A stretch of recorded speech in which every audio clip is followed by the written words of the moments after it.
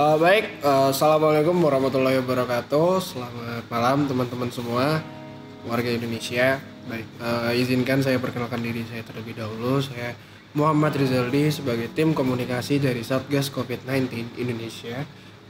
Saya berharap dengan video ini saya bisa menyampaikan informasi dan meluruskan informasi yang simpang siur selama ini. Saat ini kita dihadapkan dengan berita yaitu vaksinasi di Indonesia, dan banyak orang yang berasumsi bahwa vaksinasi ini adalah sebuah langkah dan sebuah alat yang kita perlukan saat ini, kita perlukan selama ini untuk keluar dari status pandemi ini. Namun sebagian orang beranggapan bahwa vaksin itu merupakan sebuah obat untuk menyembuhkan. Sebenarnya bukan. Sebenarnya vaksin itu merupakan sebuah rangkaian syarat untuk mencapai ke herd immunity. Ya, seperti yang kita tahu bahwa herd immunity itu adalah kondisi di mana kita sudah kebal dengan penyakit corona ini.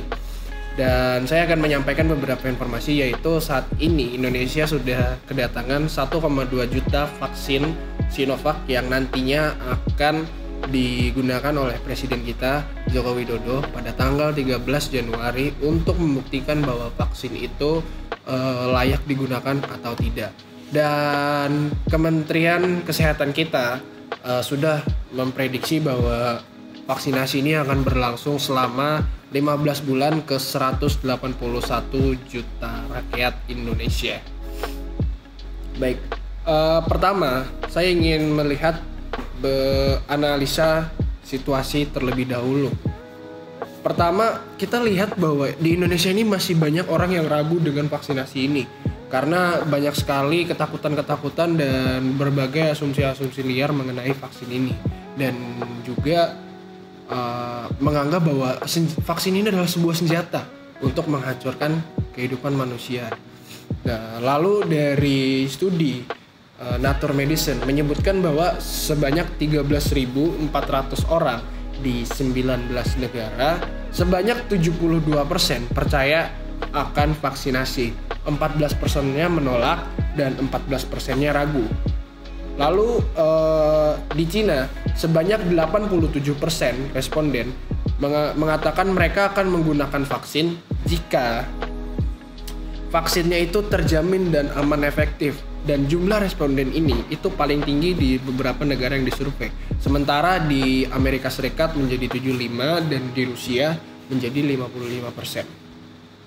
Selanjutnya kita masuk ke ketakutan. Menurut saya ada 4 hal yang mereka takuti secara dasar. Yang pertama, konspirasi mengenai vaksinasi. Yang kedua, harga yang ditakutkan akan sangat mahal. Yang ketiga yaitu ketentuan penerima vaksin masih belum jelas. Yang keempat, efek yang akan terjadi setelah vaksinasi. Lalu masuk ke objektif dan goals. Saya sebagai tim komunikasi ingin mencapai 3 hal untuk kasus ini, yaitu pertama, menghilangkan rasa takut dan mengajak seluruh masyarakat di Indonesia di berbagai kalangan untuk siap vaksin. Yang kedua, memberikan pemahaman kepada masyarakat dan juga pemerintah agar tidak ada misinformasi.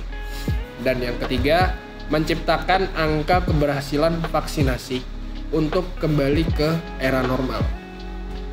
Lalu target audiens yang saya ingin raih yaitu pemerintah pusat, pemerintah daerah, aparat, seluruh masyarakat Indonesia yang terdampak, yang saat ini sedang dikarantina juga, lalu seluruh organisasi masyarakat dan kelompok masyarakat lainnya, dan juga seluruh kalangan usia dan kalangan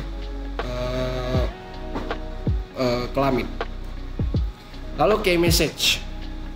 Di sini sebelum saya menyampaikan 3 poin penting key message menurut saya ingin menyampaikan satu kata terlebih dahulu. Satu kalimat, stop this and fight together for our normal life. Yang artinya kita berhenti untuk saling menyalahkan. Kita jangan saling menyalahkan dan mari kita berjuang bersama untuk melawan COVID ini, untuk mendapatkan kembali kehidupan kita yang normal. Lalu key message, ada 3 pesan yang ingin saya sampaikan, 3 poin penting. Yang pertama adalah menjaga kesehatan. Karena saat ini kita meskipun sudah ada vaksin, kita jangan terpaku sama vaksin. Kita jangan bergantung dengan vaksin. Kita juga harus tetap menjaga kesehatan diri kita sendiri dan anggaplah bahwa vaksin itu hanyalah sebuah alat pembantu agar diri kita lebih kebal terhadap virus corona. Dan karena sekali lagi bahwa vaksin ini itu bukan obat, ya. Vaksin ini bukan obat. Dan yang kedua, jangan mudah percaya. Maksudnya adalah saat ini kan banyak sekali berita-berita yang menyangkut soal COVID-19. Dan bagi orang yang takut, yang dalam artian ketika dia membaca berita ini, dia akan menjadi semakin takut kepada COVID-19 yang dimana itu akan mempengaruhi sisi psikologisnya, dimana itu juga akan mempengaruhi imun tubuhnya. Nah, dengan imun tubuh yang menurun itu juga bisa mempengaruhi masuknya virus corona, virus COVID-19 ini ke tubuh kita. Oleh karena itu jangan sampai sisi psikologis kita kena sampai menurunkan imun tubuh kita. Yang ketiga yaitu menaati protokol dan menjaga kebersihan.